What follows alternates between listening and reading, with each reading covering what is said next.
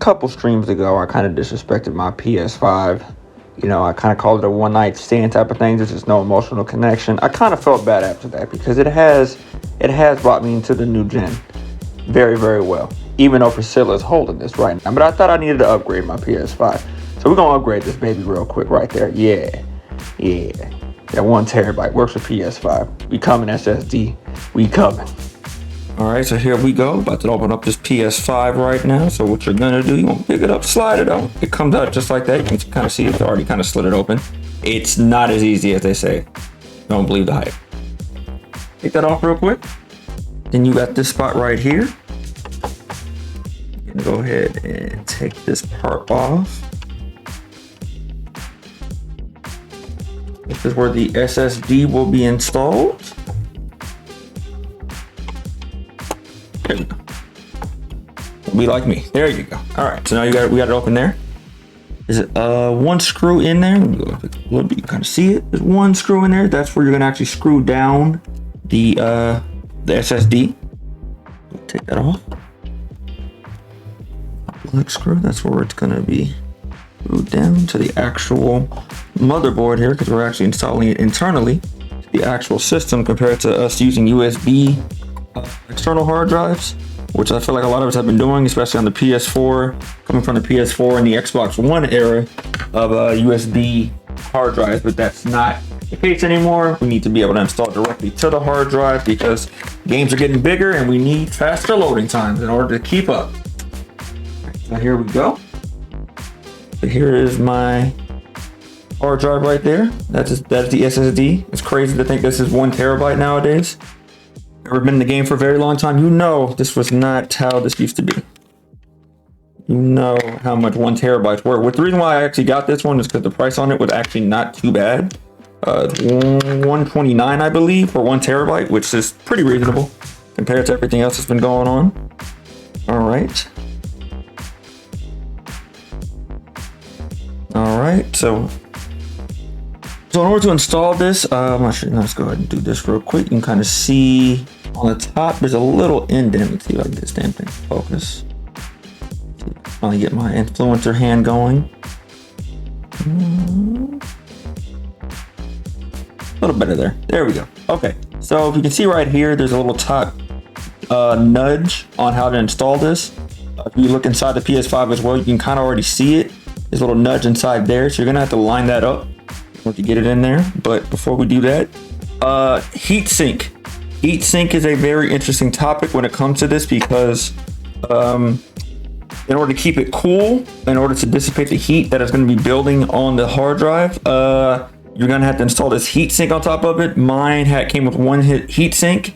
It does vary on what hard drive you get, what SSD you go with. So that's up to you to kind of decide if it's going to line up, or you're going to need 2 of them. Some of them are double-sided SSDs, so you have to be careful on which one you're getting. But yes, so there you go. I just installed my heatsink on top of it in order to dissipate some of the heat that the hard drive will be producing. And we're going to go ahead and slide it in. And you can hear a little click when you do get it proper. Let's see here. A second, and there we go. I heard the little click there, and you can kind of see that it's kind of bouncing now. So obviously, we're going to put that screw back in that spot, and that should lock it down. Also, side note on when you do install the hard drive, there also is a little washer in here. Let me go ahead and put it on the camera. A little washer in there that you may have to make sure to line up with that hole, or where your hard drive or where your SSD ends. I'm going to go ahead and push that into that little hole as well. There you go, and kind of line it on top of it, just like that. And then you're gonna install hard drive installation. Like I said, just go ahead and screw it down.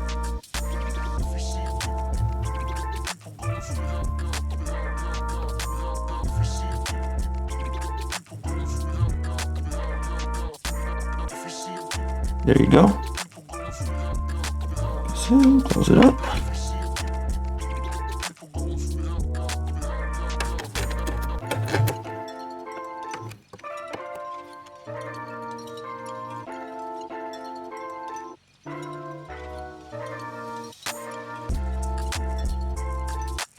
Go.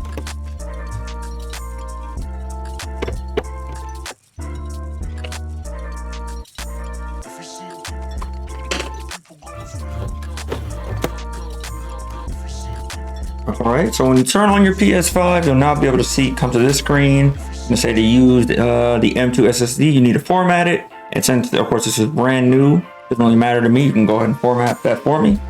We're gonna let it sit there and get formatted.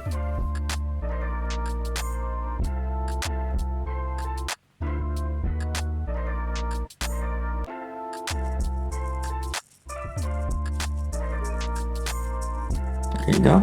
The game reads, the read speed of your M.2 SSD shows as follows.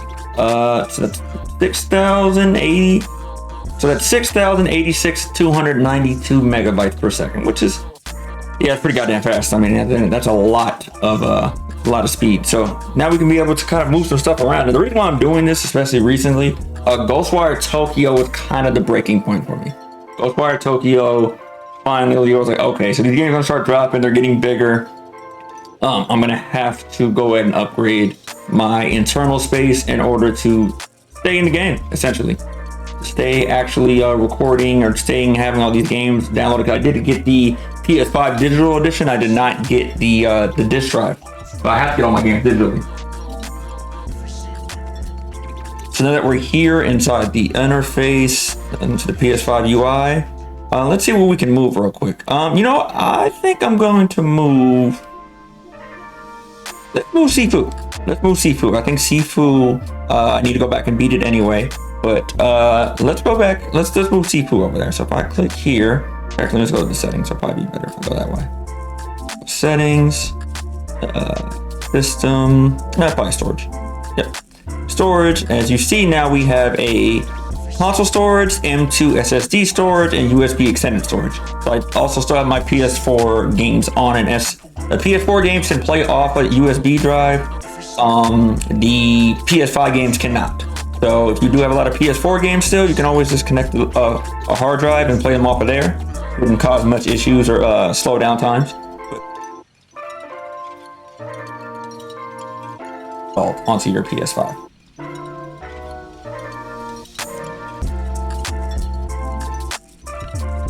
Okay, so now what we're gonna do is, let's just go size large to small.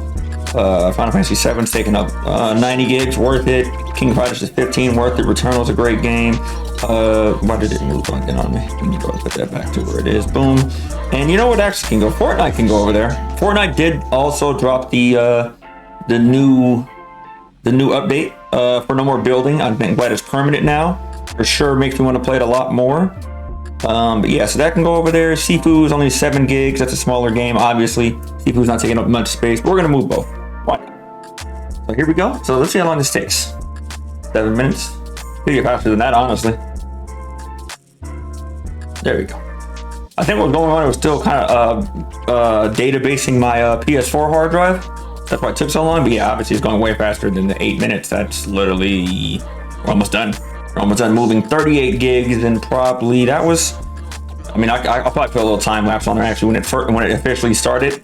But yes, that was probably 30 seconds for, yeah, 38 gigs worth of space moved from the other hard drive. And of course that allows you to play it off that hard drive as well. So it's not like you're moving it onto a flash drive like the other PS4 games. You can do that, but you cannot play your PS5 games off that USB hard drive. You cannot do that. So here it is. It's about to finish up there. And yeah, so there goes 2 games moved off of that. So now my console storage is sitting at 80 gigs. I still have another 984 gigs left on my SSD storage that I just installed. And yeah, man, so it looks like I'm really ready to continue to move into the future with all these new games dropping. You know, Elden Ring still has not made it onto my console. Probably will not. No offense. Let's see what else. Forbidden Horizon. Horizon Forbidden West, still need to get in. Tiny Tina just dropped as well. So yeah, man, I'm excited for the future of gaming. It's looking like a lot of new games are coming out. A lot of better games are coming out, especially compared to last year. And looking forward to continue to see what the world of PlayStation is going to bring us in the next couple of months here. Who's right here? So we're just gonna go ahead and click on it and see it load in instantly, just like all the other PS5 games that you have played. The loading times are obviously incredible. What we got nowadays to jump in and out of games. Even though Priscilla does still got the PS5 beat. I'm just saying, Priscilla still got PS5's beat, the Xbox Series X with the quick resume. Quick resume is an amazing feature that you get. You can literally jump directly back into a game. It's almost like a save state, almost. If you ever mess with emulators, you know what I'm talking about. It legit drops you right back to where you were. Continue screen, none of this will show up at all. You just literally jump right back into the game. So that is one perk of the Xbox Series X. There, of course, have an external side on that side, but I might do a video for that too. I might, because even though there's always other channels, all right? I know some Xbox and Microsoft is selling an official one. It can go through third party as well, save some money that way. So I might do a video for that pretty soon as well. So if you be on the lookout for that. But yeah, I just wanted to go ahead and show you guys the PS5 upgrade SSD installation and to show you how fast it can be. And I feel like people are going to need this upgrade pretty soon. There's a lot of new games on the PS5 coming out very, very soon. And space is going to be even harder in order to get. So I would highly suggest you go ahead and invest in a SSD for your PS5 with all these games coming out very, very soon. But yeah, thank you guys for watching, and I'll catch you next time.